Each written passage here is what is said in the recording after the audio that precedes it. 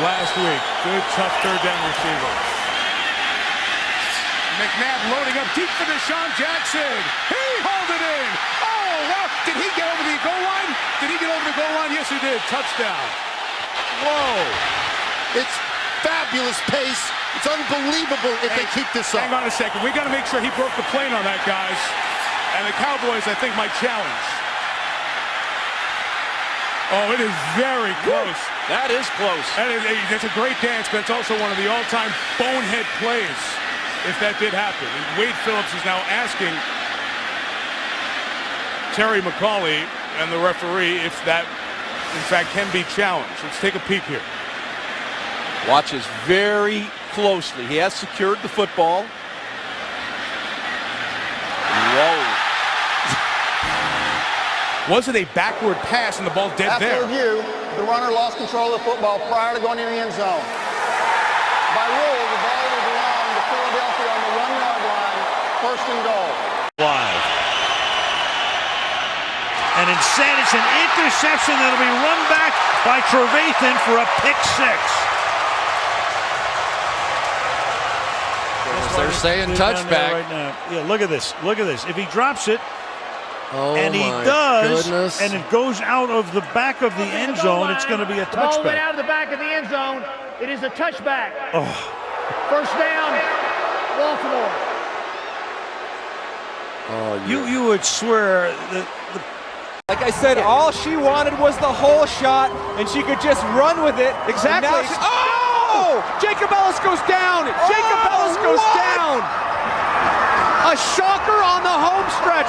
Tanya Frieden of Switzerland grabs the gold, and Jacob Ellis gets the silver.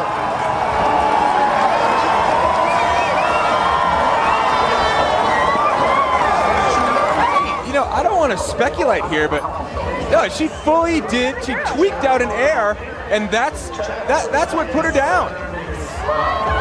Celebratory, perhaps. Right there. She torques the board out, pulls it out in front of her. She goes down on her heels. That's what happened. She didn't land flat base. She landed on her heels. She just went down on a showboat trick. The second to last jump, and she goes down on a showboat trick. Now will the Wizards foul down the floor. And it's a deflection by Ruffin. And the play continues. Peterson got it! I don't believe it! I don't believe it! Is it good if it goes? We got to check it out. If it's good, we're going into overtime and a Hail Mary 3 by Mo Pete. I don't believe what I just saw. Onions, baby. Room for themselves. Here's a chance. Eiserman! Oh, he just couldn't finish it off as Wall was down. Eiserman in front again. Another chance and a big stop. And the puck's in. Waugh had it and dropped it. And Detroit scores first for the first time. Patrick Waugh just got caught hot dogging. Believe me, he was going to give it the how do you do, and he dropped the puck. But before that, Steve Yzerman with the first chance, and Blake saved the day for the Avalanche. Now Yzerman's late getting out of the corner because he just gets behind the defense. Now watch Waugh, he's got it. And then he drops it. And he thinks he's got it in his glove, and I'm not so sure he was giving it the old, look what I got. Let's have a... Yep. And how big is that goal with 38 seconds to go for the Detroit Red Wings? Who hits a 1-0 pitch into right field. Runners at the corners with one away. Oh, yeah. Well, they've got Rosario scouted well. And then they go into first base, and Profar's out. Yadier Molina does not take anything for granted. And then what does he do? He just nonchalantly looks and says, okay, gotcha. Jurickson Profar was too busy getting the dugout going, and he is out at first base. Is back.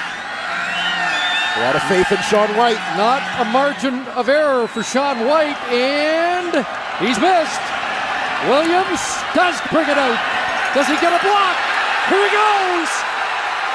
Chris Williams is going to do it again. Unbelievable. 117 yards and a back pedal. Just made it to the end zone. I didn't like the ending, but I sure liked the start. His fourth kick return touchdown. The previous play is under review by the command center. Was that knee down before he broke the plane? And we'll take another look here, because I think the issue, or the question, is whether Chris Williams was down before he crossed the goal line. And that knee is down before the ball crosses the plane. After review, the Hamilton player was down at the 1 yard line. It's first down, Hamilton at the 1. So we'll call it a 116-yard. Rest of it after this play. 4th down and 6. And Reich fumbles, picked up by Leon Lett. Can he go all the way? It's a 60-yard run. He's being chased by Beebe. What's out? Did he get across? No, they are not. That's going to be a touchback to Buffalo. There's no call yet, though. He has not marked touchdown. It was knocked out of his hands and went out of bounds in the end zone, which would give it to Buffalo at the 20. And the call by hand The play has been ruled as a fumble in the field of play. The fumble went forward through the end zone and out of the end zone, creating a touchback. Buffalo's ball, 1st and 10. Leon Lett would have scored, but he slowed down to celebrate at the 5-yard line, and when he did, Don Beebe, hustling, stripped it away. Beebe is the fastest Buffalo Bill. Those two guards have been game changers tonight. Walker, long 3. Trickled off. And the rebound of Richardson. Still an opportunity with a minute to play. It's closing time. Marc-Andre Fleury, Johnny, this was another night for him to just wow his opponents. Dominic Moore, you can't get your hands up unless you know what's in the net. You could have had your stick on this rebound, except you're too busy celebrating.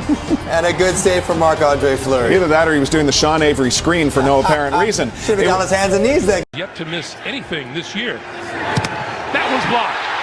The Bears have it. The Bears are going to get a touchdown out of this.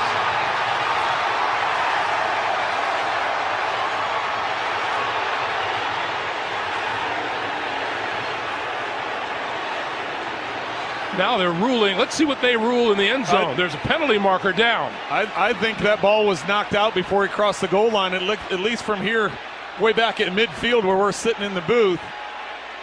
He relaxed too much before he crossed the goal line. He did slow down, did he not? And it wasn't signaled a touchdown. Nobody on the field signaled it a touchdown. So they can call it an illegal bat out of the back of the end zone, as one of the Steelers players batted it out of the end zone, so could eventually be a safety instead of a touchdown. He's not in the end zone when that happens. Vance McDonald. There is a showboat move that just has no reasonable explanation to it. None whatsoever.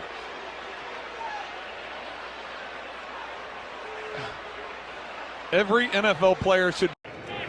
Bouncing ball, base it into right field. One run is in. Here comes Hernandez. The throw to the plate by Stanton is not in time. The Phils come from behind and win it. Hyun Soo Kim is the hero for the moment. The Phils win it by 1 here in the bottom of the 9th inning. They're going to take a look at it regardless. I thought he beat it, Tom. I did too. Here's the only look we have that you can see the glove hit the hand before the foot hits the plate. His foot's already passed. Neither foot has touched the bag. See the finger, the index finger bend up. All right, here we go. Here's the call. It may be a tempered celebration. He's out at home plate. Look at D. Gordon over at first base. He's got the bucket from the gum and the seeds, and now he's cleaning up the first base offensively as well. Now, Plexico Burris is a real nice player, the wide receiver, but you know what? Showboat later, will you please? He's not touched here, and so, hey, I made a great catch. Guess what? It's a live ball. Ridiculous. Danny Clark of the Jaguars picks it up. It's a fumble, and he returns it to the Steeler 27. Now, you can see what happened.